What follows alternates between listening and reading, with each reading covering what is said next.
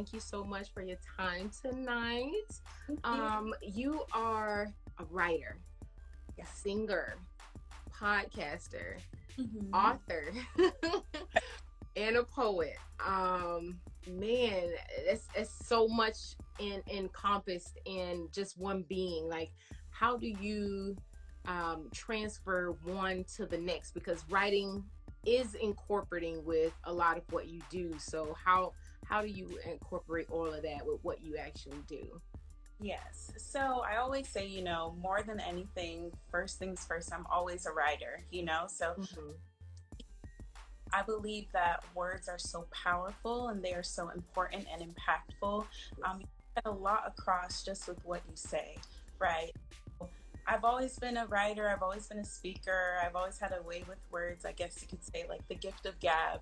And so God has just given me these gifts and they just come out in different ways. I believe at its core, it's always writing, but it's just coming out in different ways. And so instead of saying, oh, let me just do this one thing, I try to honor them all, and then whatever is recognized, and I believe I can reach people in different ways through different means. So, yeah. Absolutely, absolutely. And so let's talk about your podcast. It's called Let's Heal. How Mhm. did you come up with the idea of Let's Heal? Yeah, so initially, Let's Heal came from my own personal place, right? So I've experienced, a traumatic event that really changed the trajectory of my life a few years ago. And in that place, I had a decision to make, right? And I think whenever we're going through traumatic situations, we always have a decision to make Right. because we have to understand that although the trauma wasn't your fault, the healing is still your responsibility. And Mm, moment, just me and God, and I'm really, um, I love to gush over God. I love to gush over Jesus because he's really the one who helped to bring me through that situation. And I don't know where I would be without him, honestly. So I'm just so grateful. And so in that place of trauma, in that place of pain and hurt, I made a decision. I said, you know what? I could either stay in this place of pain, I could either allow it to change me, because I think a lot of times we go through things and it really changes our inner being and our core to where we don't remember who we are, right? right. Even in that place, I made a decision that, okay, I'm not going to change myself. I'm going to still continue to be sweet and kind and loving. But in this place, I have to heal in order to do that. And I also knew that I had a responsibility to the people I would reach in my future. Each and every one of us, we have a responsibility and we have people that we are attached to in our future. So if I don't heal now, how am I going to help the next person, right? And Right. pretty much what I did. I made that decision. And from that place, Let's Heal was born because it's like, I'm not the only one, out here, struggling. We're all struggling. And, even with my background in psychology and stuff like that, I have that mindset also, while at the same time, I'm healing. I'm still healing. And so let's heal. Let's heal together. So I call them my healing fam. And that's how the podcast was born. I like that because a lot of times, especially as people who need to get over something in life, we look at people who have a voice Mhm. for guidance. And if you include yourself with what's going on and not make it seem like it's only a certain group of people that are dealing with it, like the term let's, Yes. instead of you heal or you this or you that. I like when it's a corporate or a group type effort, and I think that's one of the reasons why they do it in AA meetings because it really helps break down barriers within people to say, okay, they've experienced this, so we can relate on the same level of whatever pain we had, and I know if they can do it, I can do it. So Mhm. I really do like that approach, and I definitely like the title, so I'm definitely going to be listening in and trying to figure out what a nugget's at. So I'm not sure what situation brought you to that, but I am grateful that God saw you through everything, because that's the only one that's gonna do it. I don't care who we talk to, I don't care who we confide in, I don't care who we get mentorship from. if it ain't in God's hands, it ain't gonna happen. So yeah, I definitely will be listening to the podcast. Thank you. And now your book. We'll get to the poems in just a moment, but your book Yeah. is called A Healer's Heart, a poetic journey from trauma to healing. Now, is that incorporated from some of what you just said, or is it a different side or point of view from the healing process? Yeah, so it's actually the same kind of format in a sense, but in poetic form. So it's my poetic journey. And in the book, I reveal, what happened, as well as how I navigated through that from a poetic space. So it's separated in sections and it's coming out soon. Book is dropping soon. Yay! Just need to get publishing and everything together. Mm-hmm. Goes through sections of not just me personally, but how we all navigate through trauma. So Right. there's a state of anguish where you're going through the initial blunt force or pain of whatever it is that you're going through. And Mm-hmm. times, instead of running to the source, of our healing, or instead of running to a place where we can start to heal, we displace. And so Right. second step. So we may turn to drugs or we may turn to relationships. In my case, it was relationships. I thought, another person could maybe heal me. And a lot of times we get in situations like that where we feel Yeah. like, hey, I'm hoping this person can heal me. And even though it's not like a conscious thought in our minds, Mm-hmm. still thinking that way subconsciously, like maybe if I get in this relationship, I'll feel better or I'll be able to do better. When to be honest, the work is on us, Right. our Absolutely. ability to do that work. So it just follows through my journey from a poetic standpoint. And it just shows how I came from that place of anguish all the way to the place of evolution. Because what we don't realize is that when we really take the time out to just sit with ourselves and to really process through the pain, and even though it's so painful and it hurts so, so bad, and it's really, really tough, when we get to the other side, we are almost like an evolved version of ourselves. It's almost like the phoenix, we Yeah. die, we come into a level of rebirth, and you really feel it, and you think like, oh, hey, you know a month ago or a year ago, I wasn't this Keisha, I'm Yeah. different. And it's an evolution, but we have to take the time out to love ourselves enough to sit with the Mm. pain, sit with the hurt, sit with those things that are uncomfortable, and really grow through it and heal from it. So that's what my book is about, A Healer's Heart. And it not only highlights God's heart as the healer, but it highlights how I became a healer through my pain.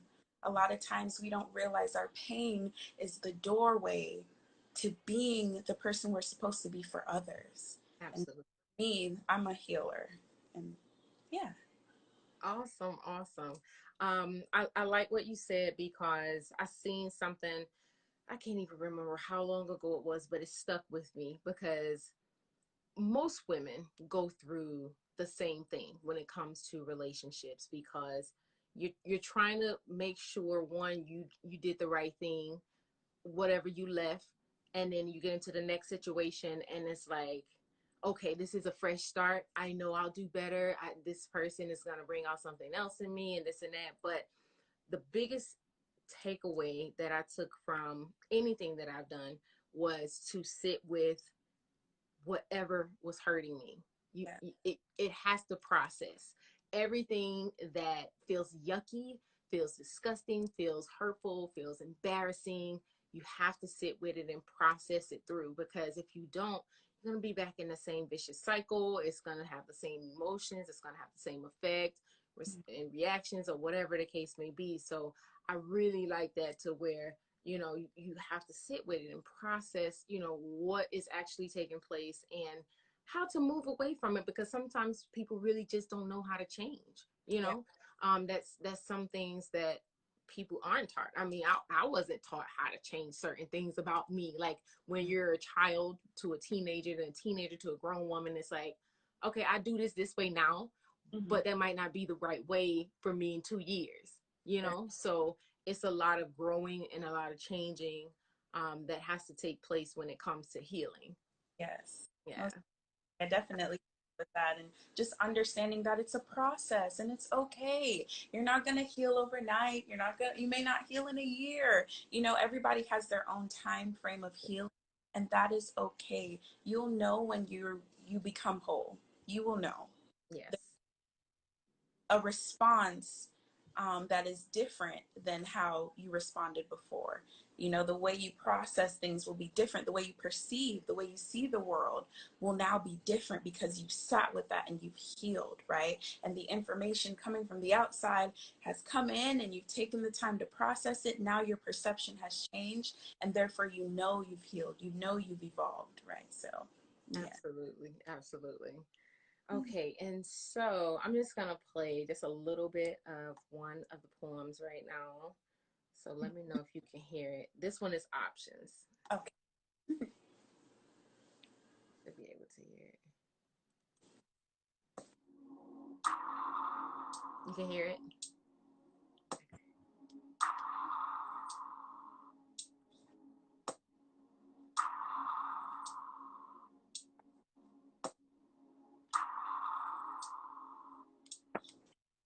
Options. You got options. Having it your way is essential to the existential existence of you. Why must you put me in a place where I am no longer the prize? Where I fit into block colored lines like jail cell ties that break binds and undo time. I am just a paint on a palette that your immature hands have grabbed and did fingers of regret while painting this version of myself that only you see. Never a queen, although you speak with conviction when you hear my name. I am surrounded by other colors that shine just a little bit brighter.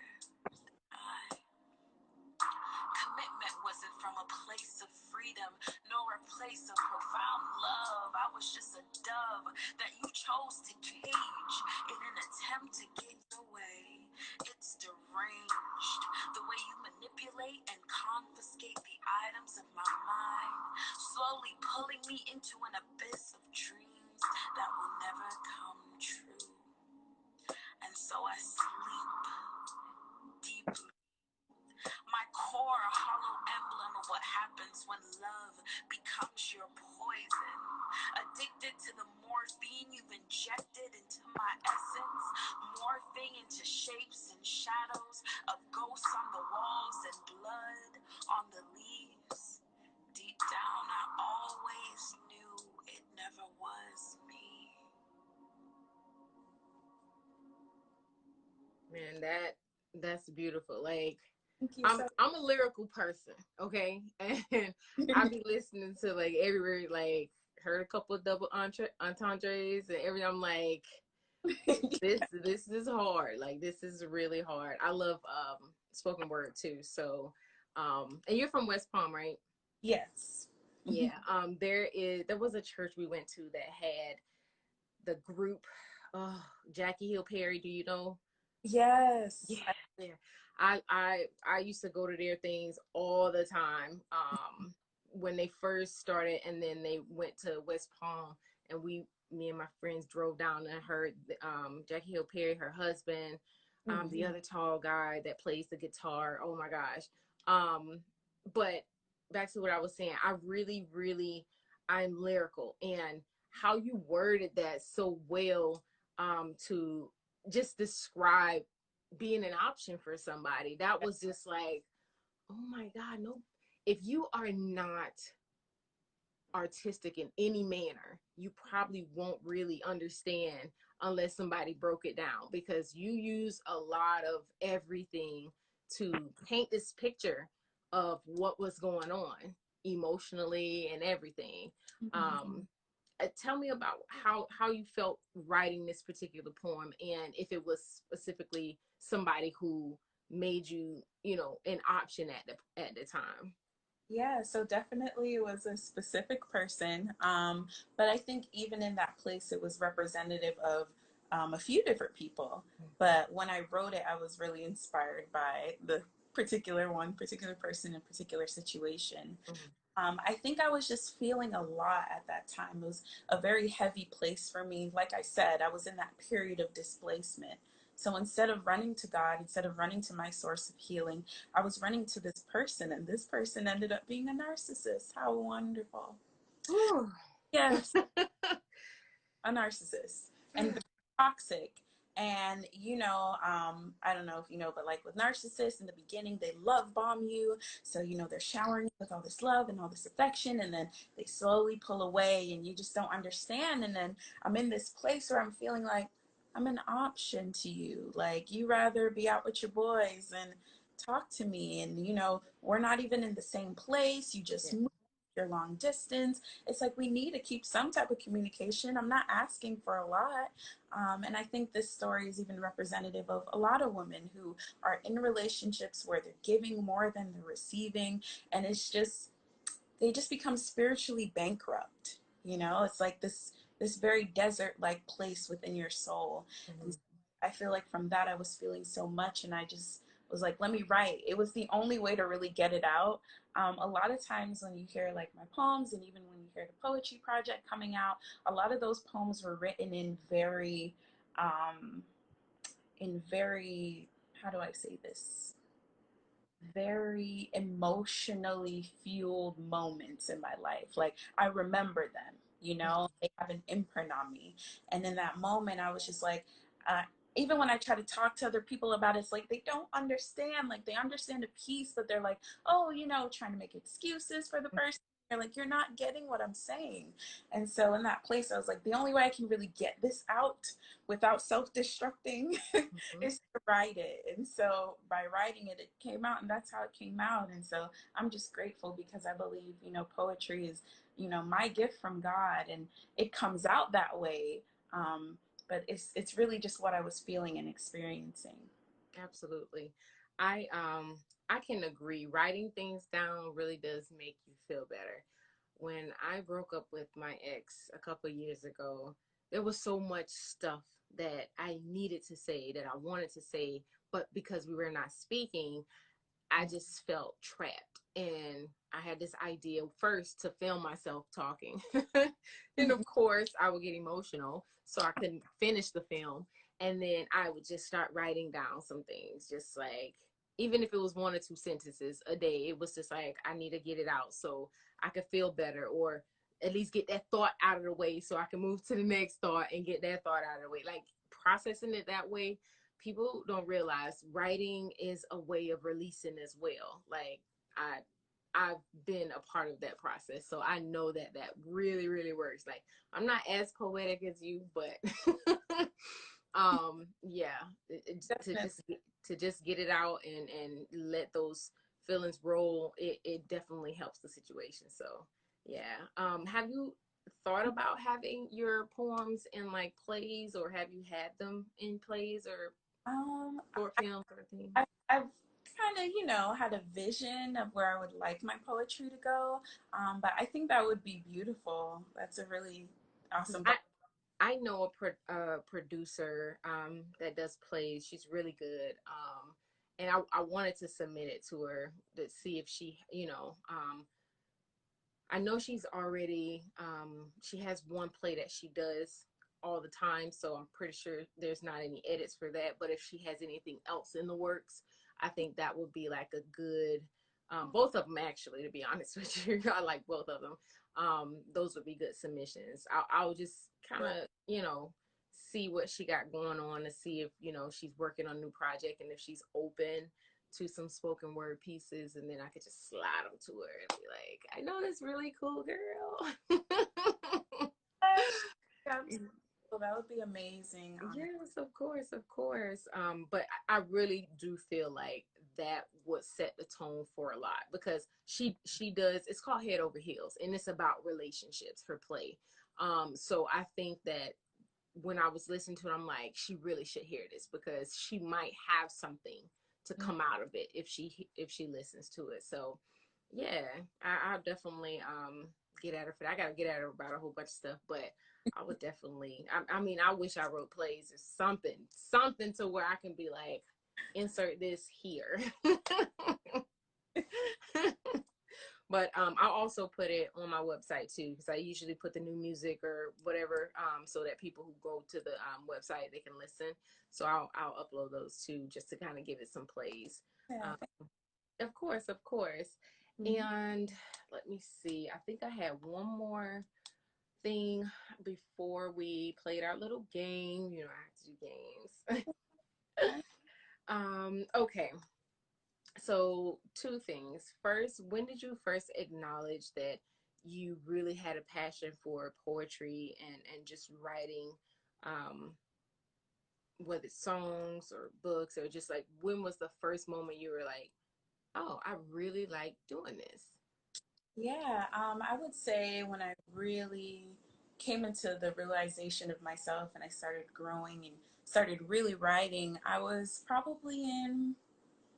in middle school. Yeah, I was in sixth grade, and they used to have this little booklet because I went to an art school. So, the art department created the booklet, and the communications department put it out. And they were like, oh, if you have poems or pictures to submit, send it. And I think that was the first time I really started, writing. I had been kind of writing very, simple, rudimentary poetry at the time before, like in elementary school, and then in school, I really started to write more. But it kind of evolved more into like rapping, which Okay. I still do here and there. So I was rapping for a while, and then I really wanted to be a rapper. Like nobody could tell me Girl, me too. Still, bars. I still want my one hit wonder. Somebody gonna give me one good hit. Facts. Nobody could tell me nothing, chat. And when I went into, I started college and things like that, I started to go through different things, and it was like, man, I can't keep up, this rapping and this rap career right now, and I just feel so weird. And then I went through this weird space where I just stopped doing music, stopped writing, all of that. I just ceased. And then from those situations is what birthed my poetry back into me. And it was like such a mature form. I was just looking at it like, whoa, like this is so mature, but it was me. And it was that evolved self that I talked about earlier that was coming out and beginning to write. And so that's how I kind of came into this place. And I feel like poetry is just like that evolved space for me that I've grown into. So, Awesome, awesome. yeah. And if you could work with anybody in entertainment doing whatever it is you want to do, who would it be and why? Wow, this is hard. Anyone in entertainment who really inspires me? Man, I I'm not sure. I have a lot of people that inspire me. Um, Who do you listen to the most or watch? um, this is tough because I haven't really been like listening. Like I listen to worship music here and there.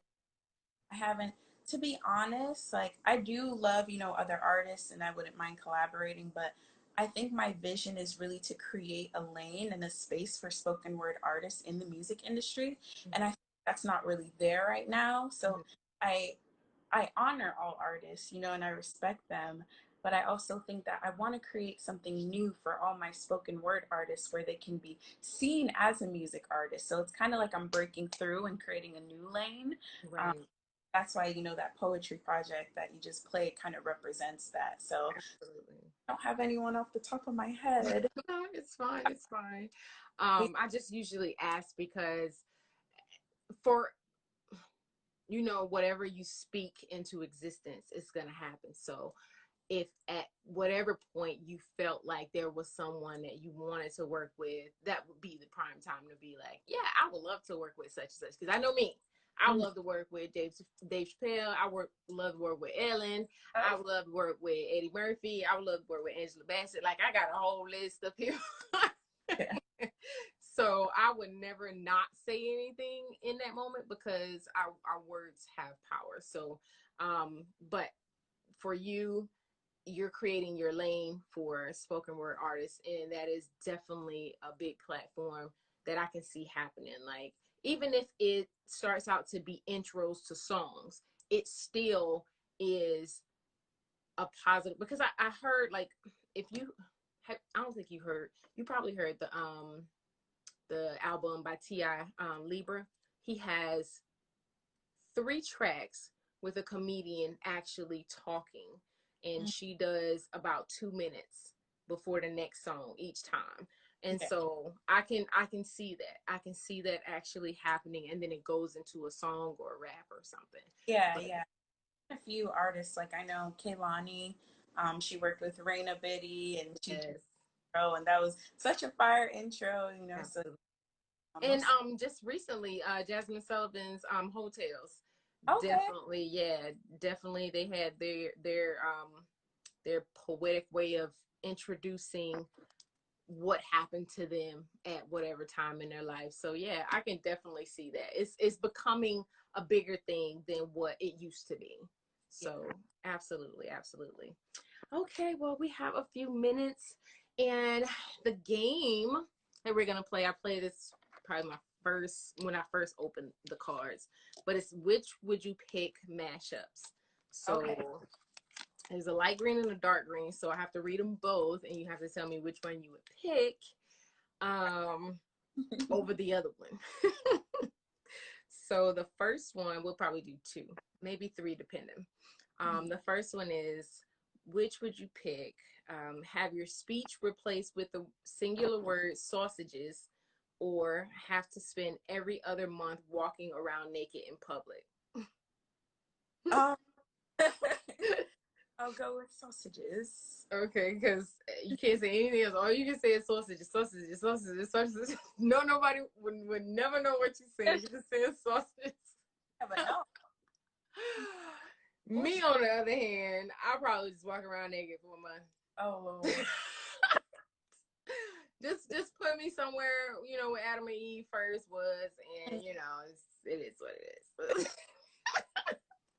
No, I probably would take sausages. I don't know, cause I don't know, cause either way, people would think I'm a freak. Like, I walk around naked while I'm saying sausages. Wait, why are you saying sausages? Sausages, sausage. They're like, oh my gosh, she's a freak. Put her away, like, take her away, seriously. Okay, next one. Which would you pick?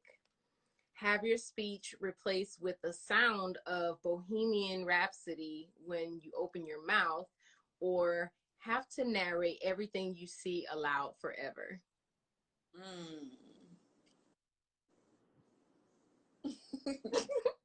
A hard one. I do love Bohemian Rhapsody. That is a dope song by Queen.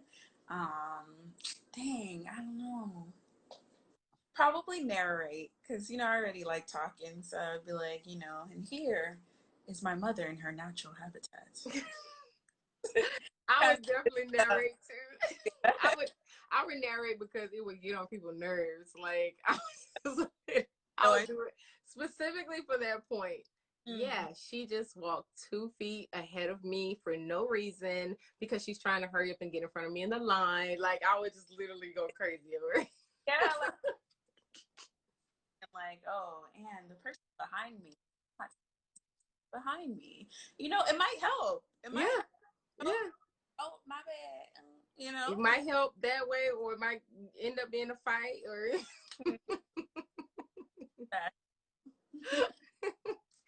Okay, last one. Okay. Wait, that one don't go with that one. Oh, there we go. All right. Have everything you touch turn to ice, or have everything you touch catch on fire?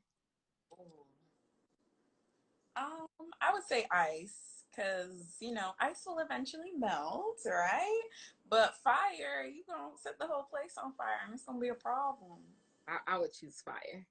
You would choose fire? I would choose fire. Really? Because the Bible doesn't say anything about the Holy Ghost being ice, so I would be like, Holy Ghost fire, like, burn them up, burn the sin, burn it, burn the sin off. Burning down, child. It's like, yeah, gotta worry about it. You cold? Definition yeah.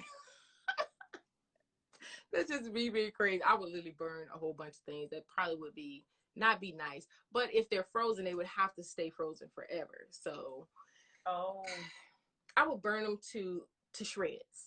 Oh, all right. I like the energy though. I like it.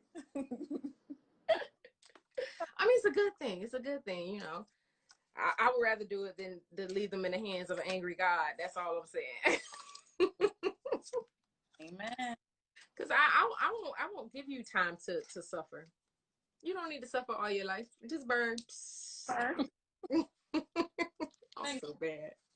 No, it's like I know. I'm so bad. I'm crazy. But thank you so much. Oh my gosh. So many wonderful things happening for you. I do wish you the best in everything, especially your book. yeah. Can't wait for it to be completed. Please let me know so I can get a copy. And again, I'm gonna submit your poems once I kind of warm up to it, and then I'll submit it, and then I'll tell you because I do want to follow up with you and let you know. She might not have anything right now, but then again, it's a new year, so you never know. I Yeah. don't know if you try. I'm always open, you know. So if she ever wanted me to write something that is related to that theme, like I'm pretty open. So Absolutely. Okay, okay. Well, but thank you again for stopping by Lois Lane Radio. thank you so much. I'm so grateful, and I You're really welcome. taking the time out. God bless you in everything that you do. I pray that He keeps you and protects you and just elevates you to another level in 2021. Thank you. Same to you. Sure. Thank Alrighty. Bye bye. you. Bye.